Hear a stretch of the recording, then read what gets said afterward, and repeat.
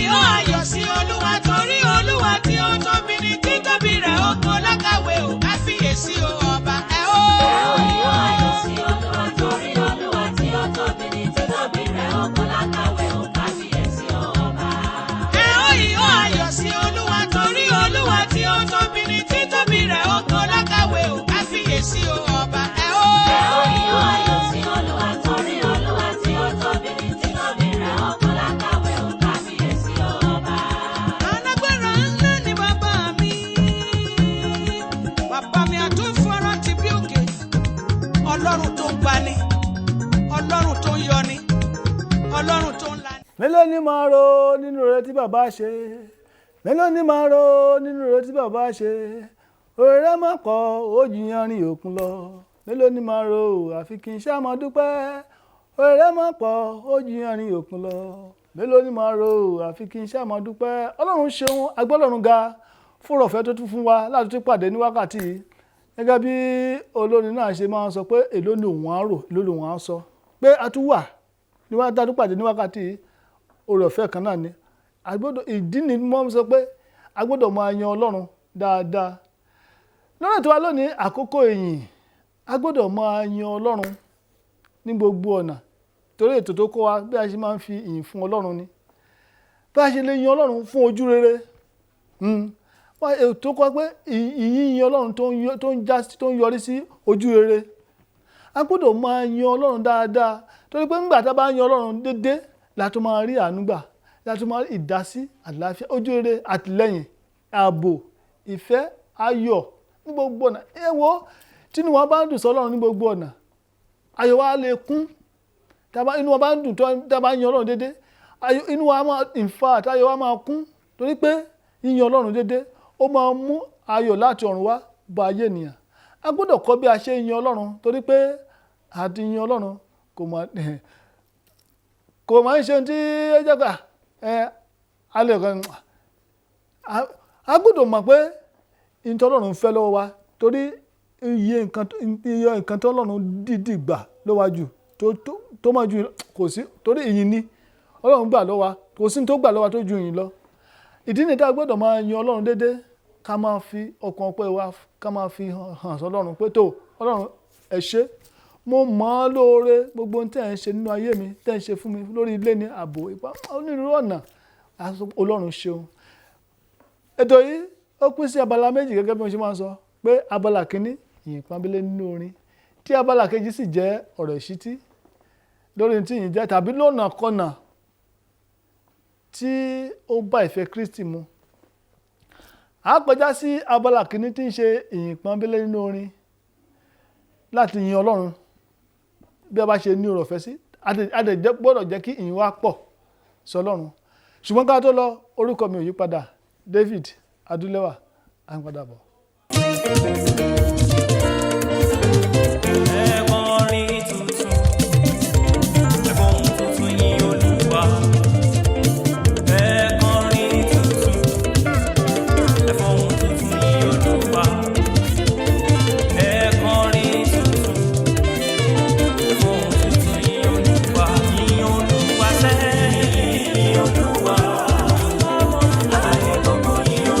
Alààyè ọkàn yín Olúwa.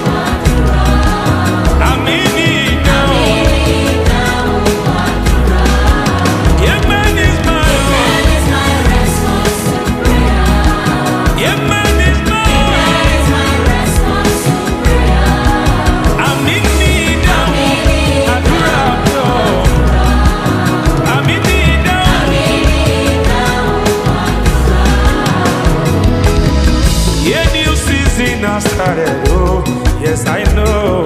I am wealthy, I am blessed. Ó ṣọ́ fún mi ni mo mọ̀ dájú.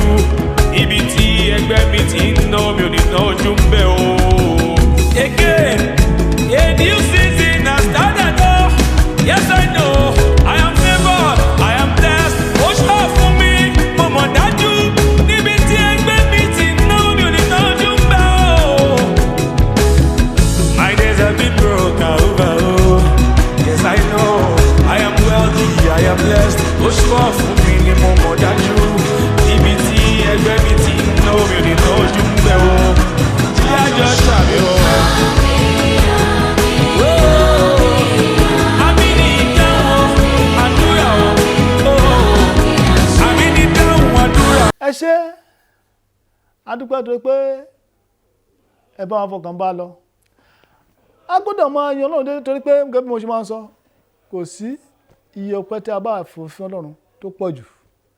Lọ́pọ̀ ìgbà gan kò ń tó torí pé tí a bá wò ó kò tí ẹ̀ tó nì torí pé ọ̀rọ̀ Ọlọ́run òkèrè ló ráyé wa. A gbọ́dọ̀ máa yan Ọlọ́run ká máa fi ìyìn wa hàn torí pé nígbà tá a bá yan Ọlọ́run gan nígbà míì la máa ṣe máa rí nǹkan gbà jù. A gbọ́dọ̀ máa fi ìyìn fún Ọlọ́run torí pé nígbà tá a bá ti bẹ̀rẹ̀ nǹkan gan Ọlọ́run ti mọ nǹkan ó mọ tí a ń fẹ́ tí a bá yìn á ṣe ohun tí a fẹ́ fún wa. A tún tẹ̀síwájú láti yan Ọlọ́run torí pé kò sí ní tá a bá fún Ọlọ́run tó kéré lórí ìyìn. A padà bọ̀.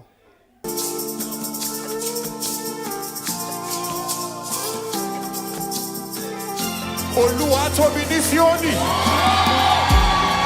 ó sì jọba lórí orílẹ̀-èdè. Jẹ́ kí wọ́n yin orúkọ rẹ tí ó tóbi tí ó sì ní ẹ̀rù. Ẹni pé gbogbo ayé ń wá ní orúkọ rẹ, wọ́n ń kọrin. Jẹ́ kí tóbi tó Jésù.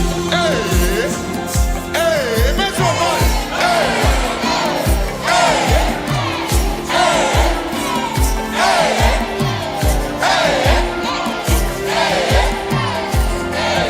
Àní Olúwa tóbi ní Síónì, ó sì jọba ní orílẹ̀-èdè. Jẹ́ kí wọ́n yin orúkọ rẹ tí ó tóbi tí ó sì lẹ́rù. Shout hallelujah. Torí gbogbo ayé ń wá ní orúkọ rẹ, wọ́n ń kọrin yẹ. Tóbi tó Jésù. Àwọn ọ̀run náà ń ṣẹlẹ̀, wọ́n forí balẹ̀ níwájú ìtẹ́ rẹ o.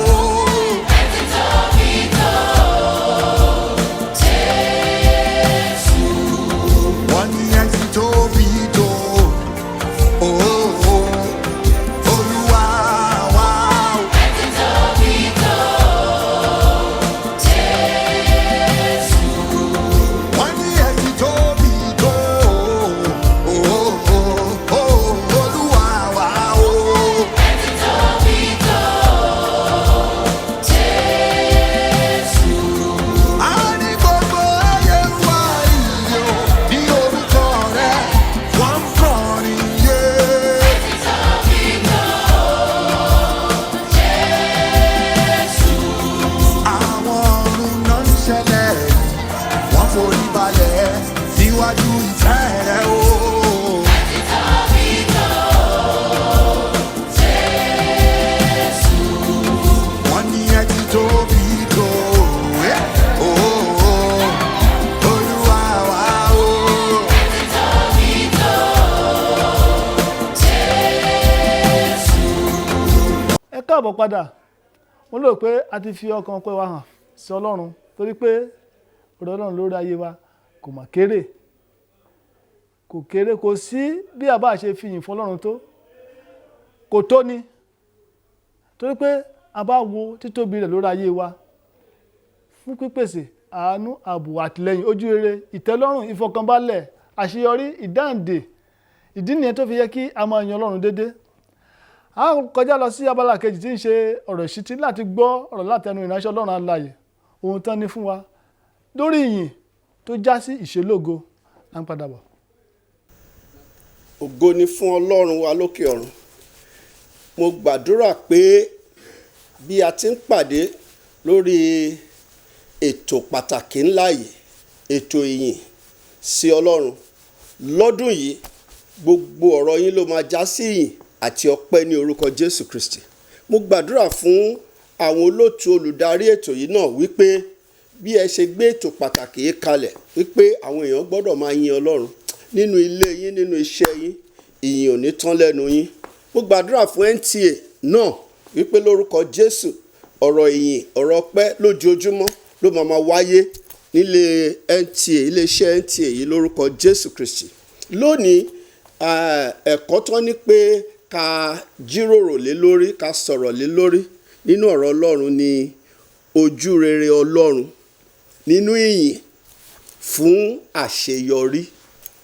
Ojúrere Ọlọ́run nínú ìyìn fún àṣeyọrí. Ó dàbí àwọn ohun pàtàkì mẹ́ta ló ń kó papọ̀ sínú àkórí yẹn.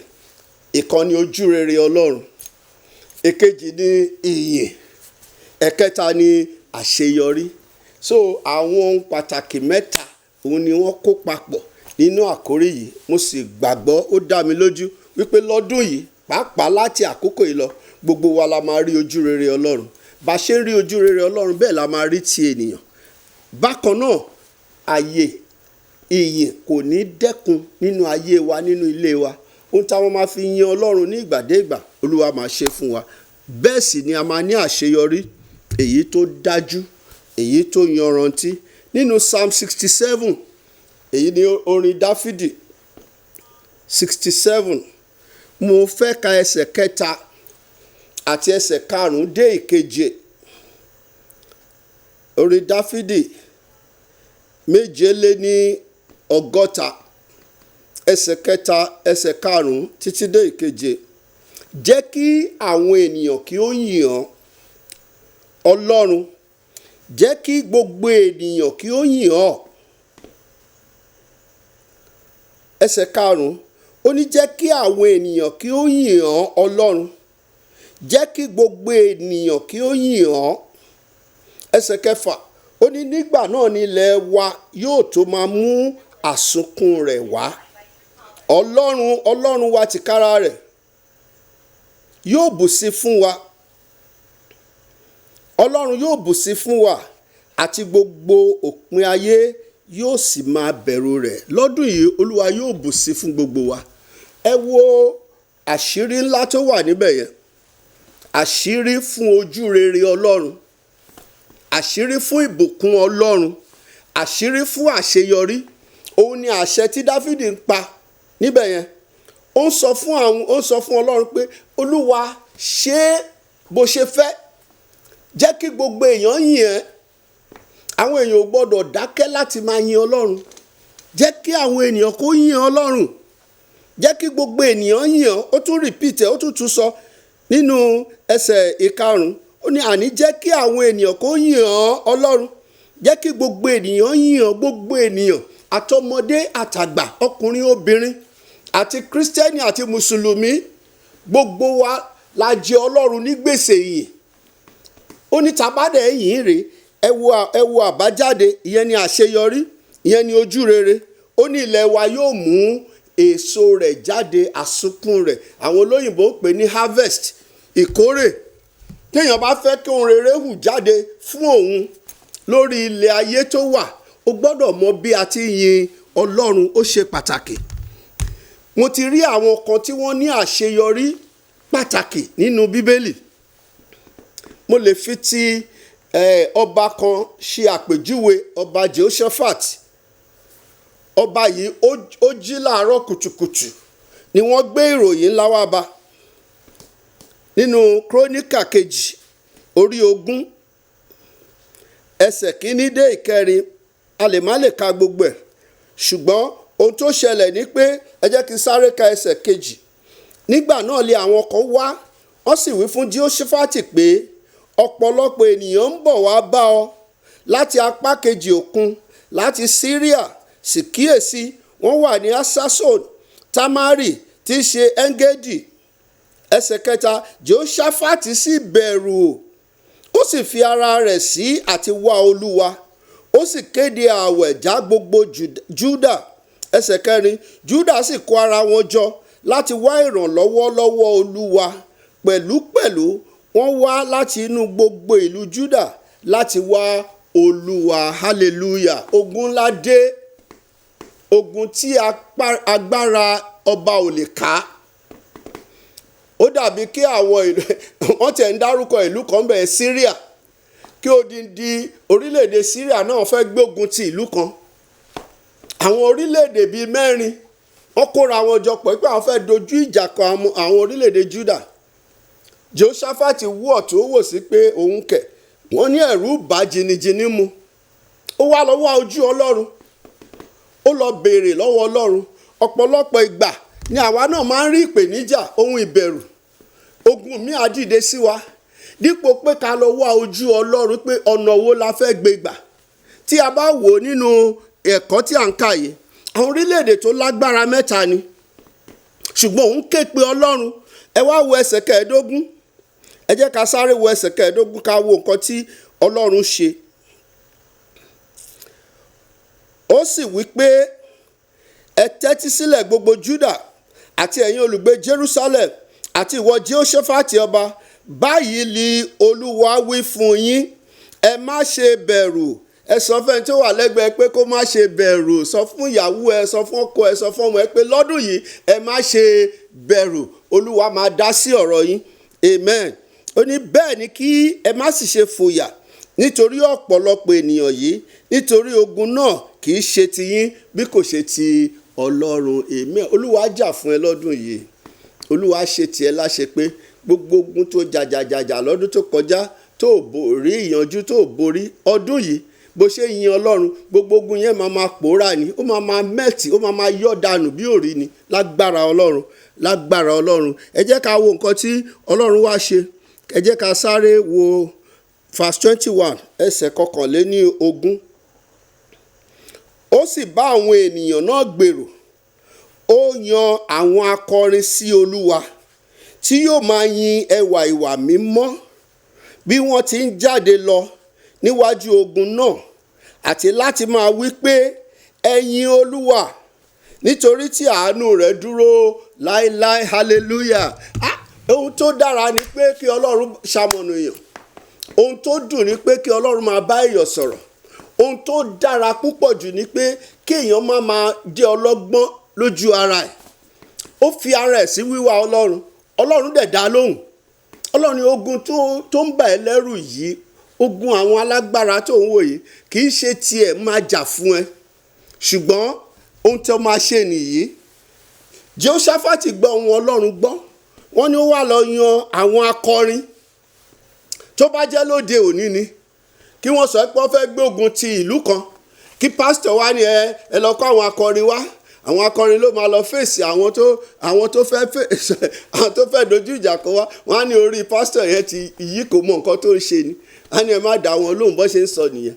Bọ̀ níbí báyìí ọba ìlú yẹn lọ́lọ́run bá sọ̀rọ̀. Ó wá yan àwọn akọrin. Mo wò pé ó dà pé bẹ́ẹ̀ yẹn ni wọ́n ti gbé orin yẹn jáde. Ó ní kán máa kọrin, kán máa kígbe pé ẹ yin Olúwa nítorí tí àánú rẹ̀ dúró láéláé. Mo wò pé bẹ́ẹ̀ yẹn lórí yẹn ti jáde. Ẹ fi ìyìn fún Olúwa nítorí tí ó ṣeun, nítorí àánú rẹ̀ dúró láéláé. Hallelujah. Olúwa lágbára. Tí gbogbo wa náà bá lè fàyè sílẹ̀ fún ìyìn, ká tiẹ̀ máa kóra wa jọ, kí ṣọ́ọ̀ṣì má jẹ́ pé kìkì àdúrà ogun nìkan la máa gbà. Olúwa pa ti bí, Olúwa pa tọ̀hún, ilẹ̀ kó lanu gbé wọn mì, kìnìkan. Ká fi ààyè tó dá sílẹ̀ fún Ọlọ́run láti máa yin Olúwa gidigidi. Ẹ rí pé ọ̀pọ̀lọpọ̀ ohun tá à ń pè lógun wàhálà wọ̀nyí á dẹ̀ máa pòórá, á máa yà wá náà lẹ́nu bí Ọlọ́run ṣe ń jà fún wa. Nínú verse 22, nítorí àsìkò ti lọ, nígbà tí wọ́n bẹ̀rẹ̀ sí kọrin àti sí yin Olúwa, Olúwa yan ogun ẹ̀yìn sí àwọn ọmọ Amónì, àwọn ọmọ Moabu àti àwọn ará òkè Seiri tí ó wá sí Júdà láti kọlù wọ́n. Ìyìn ló yin Ọlọ́run. Ọlọ́run fún rẹ̀ ló bẹ̀rẹ̀ sí jagun. Ọlọ́run wá bẹ̀rẹ̀ sí jà. Wọ́n ní ó yan ogun ẹ̀yìn tì wọ́n.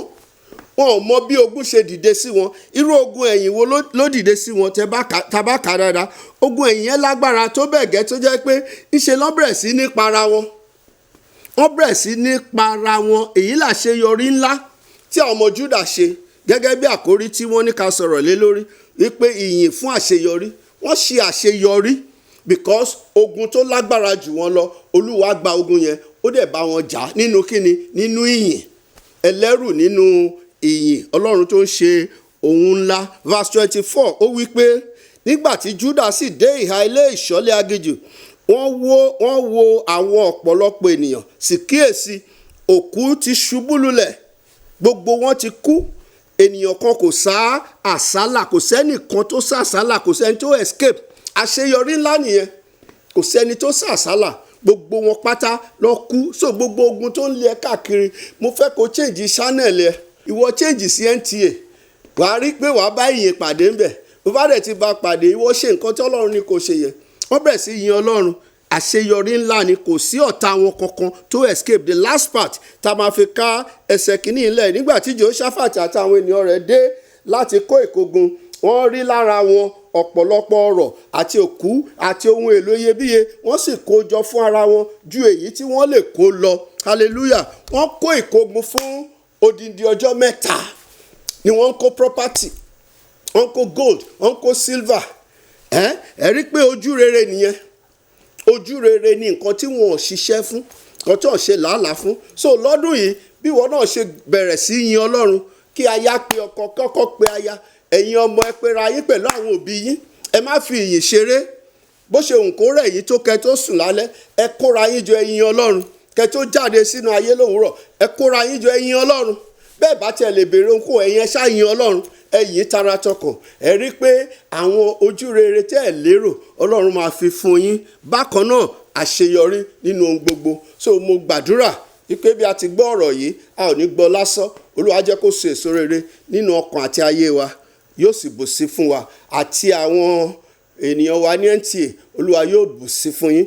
Atọ́kùn ètò yìí náà, Olúwa yóò gbé yín ró. Bí ẹ ṣe fún wa láyè láti máa yin Ọlọ́run, ìyìn ò ní tán lẹ́nu yín ní orúkọ Jésù Kristi Olúwa wa. Àmín. Ẹ káàbọ̀ padà.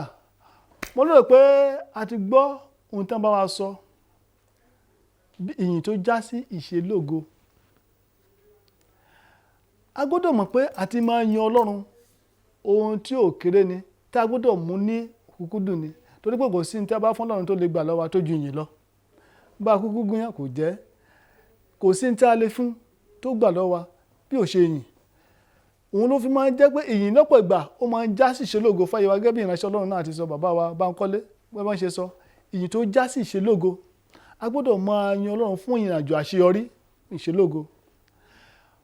Títí ọjọ́ mẹ́jọ tá a tún pàdé lórí ètò yìí, ẹ jẹ́ kí àti yin Ọlọ́run wa, ẹ jẹ́ kó já dandan, kó sì jẹ́ déédéé. Ó dìgbà.